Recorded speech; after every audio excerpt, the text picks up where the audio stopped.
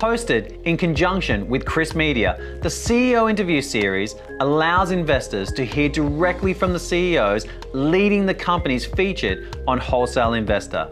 Enjoy the interview and reach out via the details in the description. Hi, and welcome to another CEO interview series. Today we have a very special guest returning back, Scott Graham, CEO of Rex Energy. It's lovely to have you today, Scott. Well, it's lovely to be here, Rhythm. Amazing. Now, Scott, this is just for the newer members of the audience who are just becoming aware of Rex Energy. Can you give us an executive summary? Oh, absolutely. So we started Rex Energy. We were pre-seed funded in January of 2020.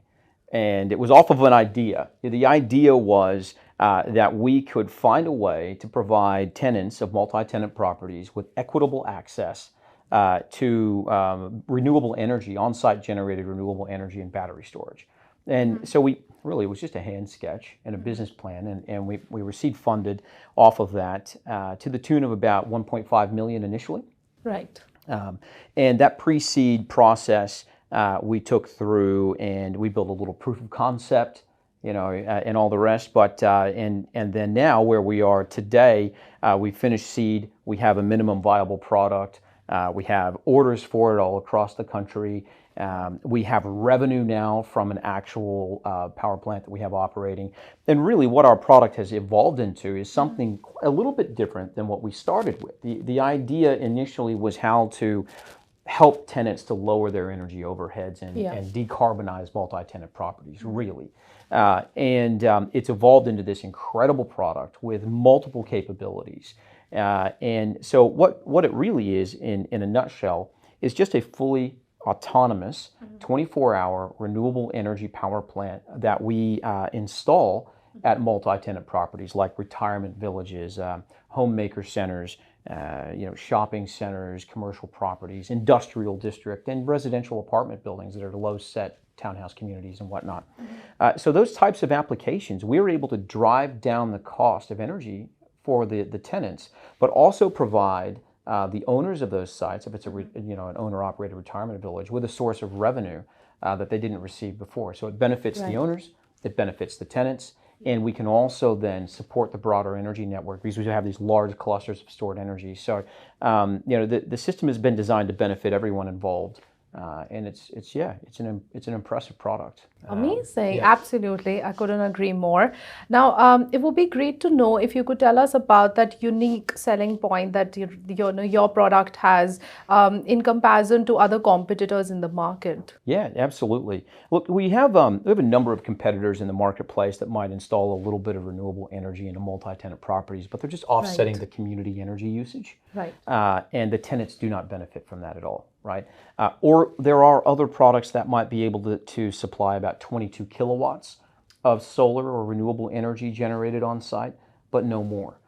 So what we endeavored to do is provide a 24-hour renewable energy supply to the site, which means we're overproducing energy during the day with a massive solar system, and we're storing that in a battery that is not lithium. We're using a very special battery that has a 50-year lifespan, and it does not catch fire, and it has no chemicals, so that there's no danger to the people who, let's say, live or work in these multi-tenant properties. Very important. So the other thing that we've done is the tenants, because we have real-time data, we know exactly how much energy each tenant demands in real time. Because we have that data, we want to share that data with the tenants. So each tenant can access their real-time energy demand data. They can see their energy bill increasing in real time. So we've transformed their mobile phones into power meters. And that's a wonderful thing for them because they have a fully transparent view of what their bill trajectory is going to look like, or the invoice trajectory for that particular billing period. We have the capability to support the broader energy networks with each one of our installations. They're all fully cloud networked together as well.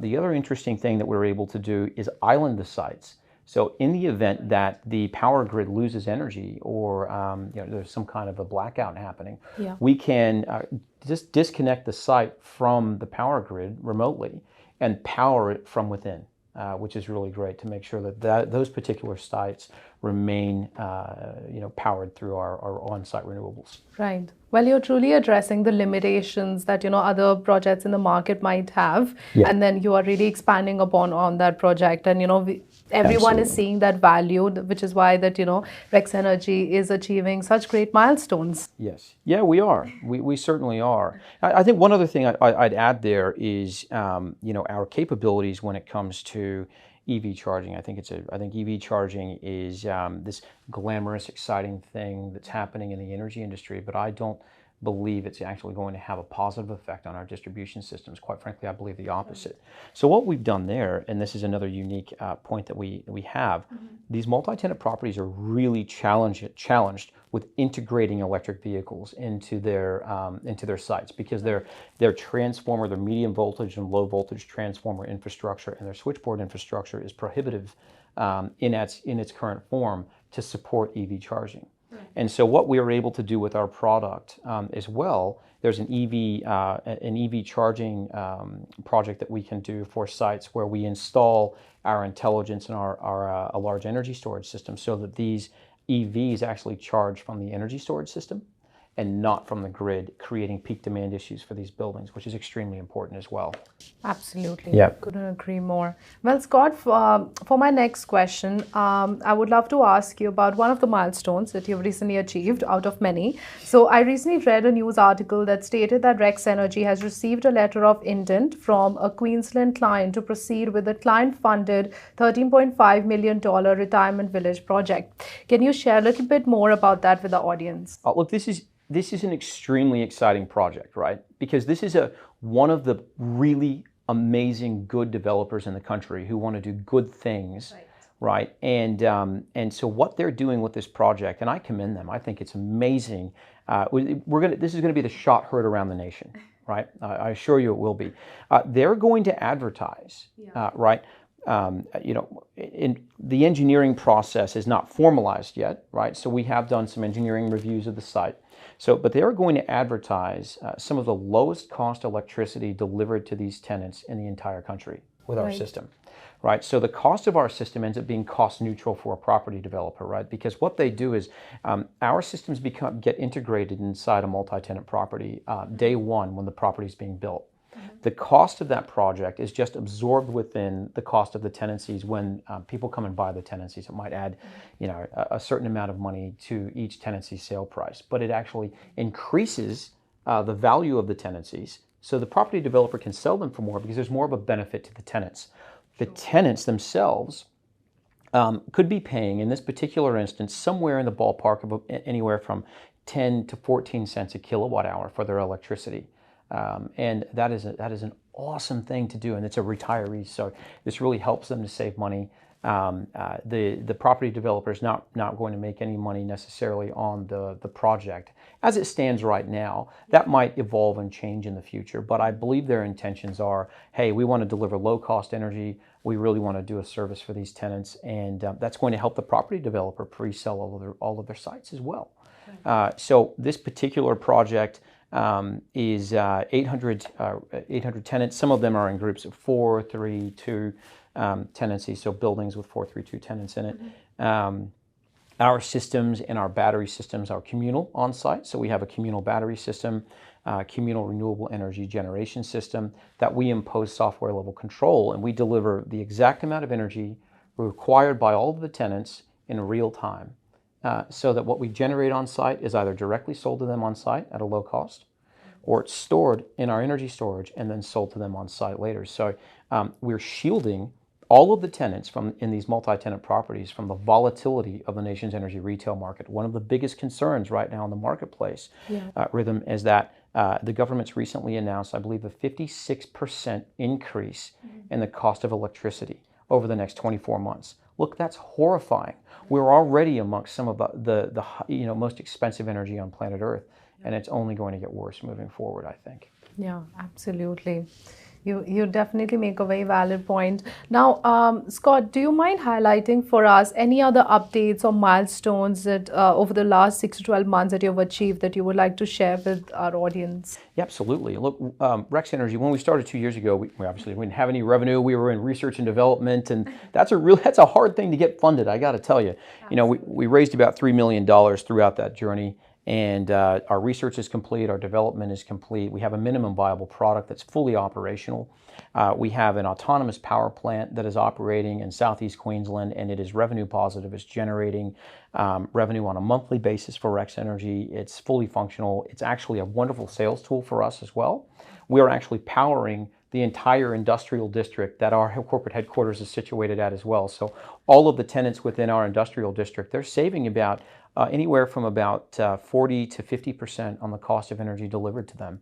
And so this is actually helping them to be more profitable and survive during these tough economic times where everything's going up in price horrifically, right? So that's a major milestone for us, is actually building the product and getting it done and then saying, hey, Mom, my gosh, we have revenue now, and here it is. Yeah. So we have this exciting project that we've received a letter of intent for in North Queensland. We were approved for an engineering project for a project in Rouse Hill, a 250-tenant apartment building here. We've just received approval on our phase 1 project for a large EV charging project in Newcastle, New South Wales as well. Our pipeline right now, with all of the weighted project probability, let's say move forward probabilities situated, has about $50 million of opportunity sitting in it today that we believe we're going to get across the line. And that's happened only within the last 3 months. Awesome. And we only just started advertising about 6 weeks ago, not even, about 4 weeks ago. So our heads are spinning right now, and it's really exciting to see it finally starting to take off. Yeah, absolutely. But you know, like, a lot of hard work would have gone, behind the scenes, which, sometimes people miss out on that. And, like, I know you personally, and I've seen you work as well, like the dedication that you have towards your work, that all relates to the outcomes that you're achieving now. So it's just the work that you put in, you're getting the results of that now. Rhythm, I think the last time I was in Sydney, I was hospitalized for a 6mm kidney stone, right? Yeah. I discharged myself from the hospital to go and do a presentation to a room of about 200 people, Wow. an investment pitch of about 200 people. I left there and then basically needed to go back to the hospital again. So it was, it was an incredible process for me. But what it does for my investors and my shareholders, it shows them the dedication. If you are a founder, if you are a CEO of a company, especially a founder, I mean, CEO aside, if you are a founder of a company, you've got to have grit. You've got to have something that my old boss in America, when I was in architecture, he'd say, you've got moxie, right? I don't know today really what that fully means, but I think it means that, look, you're going to stand up, you're going to take the punches, you're going to do what's necessary to ensure the success of the company for the greater good of its employees, its shareholders, and especially the positivity that we can have in the marketplace once our company begins to find, real, sustainable, profitable success, and we are headed there like a freight train. Amazing. Yeah. Well, there's definitely a lot to anticipate for the work that Rex Energy is doing. But for the investors in our audience, if you would like to summarize, what does 2023 look for you? So 2023, we're going to have we're going to hit break even in the 2023-2024 tax year, right? Fiscal year, and we're eyeing profitability. It is. I actually think towards the fourth quarter of that financial year, we are going to see profitability. We are marching straight towards it, and it really doesn't take much for us to hit profitability rhythm. Now we have revenue, we have a demonstrable product, we're deploying it into the marketplace, we're quoting projects every day.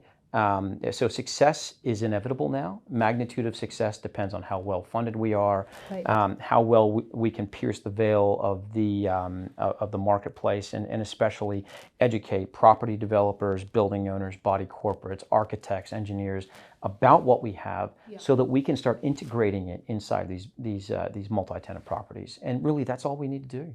Educate. Yeah. So I think we're marching straight towards that that profitability at the end of this coming year, and also we're going to have a wonderful impact on the people who we're supplying energy to. Right. Right. As energy rates in the public retail energy grid are skyrocketing, these people and these tenants are going to be shielded from that volatility, and you can expect that building owners that use our supply system are going to see higher tenancy retainage, happier tenants, and I think in some cases, as we become more well known in the marketplace, tenants are going to be asking property owners to invite us in to supply them with energy. Awesome. Yeah. Well, Scott, just as a parting question, I would love for you to share any insights, because you've been on this journey as as a CEO, and you would have interacted with other founders as well. So this space is definitely difficult, and especially with the times that we are seeing in the market. Any tips that you might have for the founders? Absolutely. Yeah. Oh yeah. Golly. Look, you've got pre-seed and seed. Is a huge challenge, and you actually, as a founder, you walk in generally, at least I did, with this view of just absolute optimism and belief that you're going to get it done. And so one rule that a VC told me a long time ago, about a year and a half ago, I guess it's not that long ago. He said, "Look, everything you think, everything you believe, it's going to, about your company, it's going to take twice as long, and it's going to cost twice as much. Be prepared for that." And he wasn't wrong. So in pre-seed and seed, you have you're going to have a ton of learning experience. You're going to have so many learning experiences as a founder. And some of them are going to cut you deep. Yeah. Some of them are going to cut you deep personally. Your health is going to suffer in some cases, right? Your mindset, your positivity, your mental state can suffer, because you have wonderful days, you have challenging days, you have average days, right?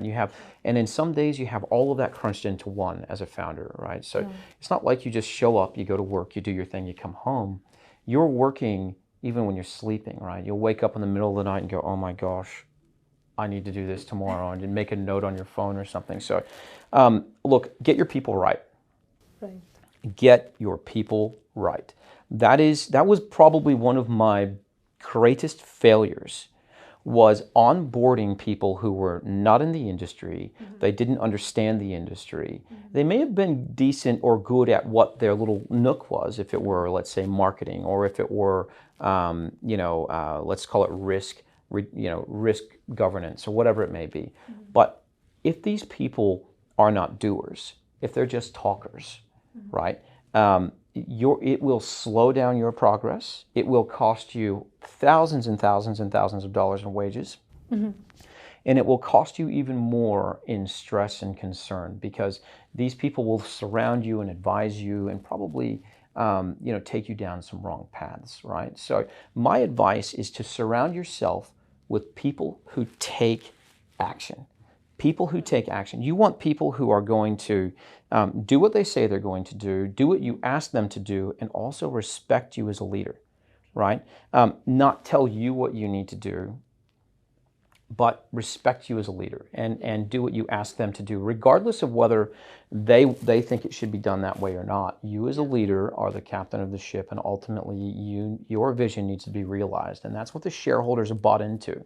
Your vision, your concept, not a marketing person's concept, right? Not an engineer's concept. They've bought into your concept, and you need to hold true to what you are, who you are, and what your objectives are. Yeah. The other thing that I would also tell to founders is build a really solid and factual operating budget. Right. It's something that if you do it on your own, you're like, okay, I've got some rent expenses here, I've got manpower expenses here, and blah, blah, blah. Yeah. Don't just do it yourself. Get some good consultants in. Don't just rely on your accountants either, right? Get some good advisory people in to help you build a solid operating budget, forward operating budget, or forecast, right? Cash flow forecast, so that you can show investors the amount of money that you truly believe you need to get you to glory road, right? Which is profitability or break even, right? Yeah. And that's something that you should invest into right up front, and you should maintain it every single month. right? If you fail to do that, then you will fail to raise capital, right? Because you have no roadmap for an investor to look at and say, okay, if I put in $500,000 or $5 million, where is that going to take you? How are you going to spend that money? Where is it going to go? And how do I know that my money is going to be enough to get you across the line? Because that's what investors want to know, right? Investors don't want to invest $1 million and have you run out of $1 million in 6 months, not have a minimum viable product, not have any sales on deck, and still not be break even. They want to invest $1 million knowing that, or whatever their investment is going to be, that you have a roadmap and a plan to get to break even, because that provides them with security, right? And otherwise, it is a huge risk for an investor to throw money at you, right? So that's another piece of advice that I could offer. And the last thing that I would say is you must balance risk, right, with progress. If you have, a whole bunch of engineers and people that surround you that are trying to mitigate risk constantly, right? Yeah. This is startups are a risky. It's a risky game for them, right? So as a founder, it's something that's extremely important. Is that you go, okay, I'm going to accept that there's a certain level of operational risk here, because I need to get this done faster, so that I can I can show that we have a minimum viable product, and then worry about risk, right? Right. Whatever it may be. So you have to decide amongst yourselves and your shareholders, how much risk are we willing to tolerate in order to speed up, let's say, the development of your product. Yeah. The quicker you can have a minimum viable product operating, and the quicker you can generate revenue, the faster you are going to turn people who are investors, their heads in the marketplace. Look, we did that in September, right? So in September of this year, we started generating revenue. We started generating sales, right? We have that minimum viable product that is fully demonstrable. You can come out to our site, you can see it running, which is awesome. Yeah, I love it. It's amazing. Yeah. And I'm so proud of that. It took a lot of blood, sweat, and tears to get it there. But once you're there, look, we've got offers. We have a $5 million investment offer just came in a couple of weeks ago. Yeah. And millions of dollars of project, let's call it project funding, has also been offered to us. We've got investment offers coming from the United States. We've got investment offers coming from banks. We have investment offers coming from folks that we just haven't even heard of, and they just know that we exist, and they just pop in your email box. Right. So it's really exciting to see that start to happen, and you want to experience that as well as a founder, right? Yeah. So to get there, get yourself revenue positive as quickly as possible, get your minimum viable product done, get yourself some sales in the pipeline, and boom, you'll start shooting off like rockets. Sure. Amazing. Yeah. Well, thank you so much, Scott, for sharing these learnings. I'm sure that, the founders in watching this interview would really benefit from your journey, and they'll get to learn and pick up things, because, it's all about, I feel like, a learning process in this space. So thank you so much for sharing those insights, and also congratulations on everything that Rex Energy has achieved so far. Really? We have been working together for over a year now, and it's so exciting to see the journey that you are on, and we would love to always stay connected with you. For anyone interested in getting in touch with Scott or the team at Rex Energy, please see the details at the side of the screen and in the description. Thank you again, Scott, for joining me for this interview. That's my pleasure. Thank you. Thank you. Good luck, everybody. Thank you.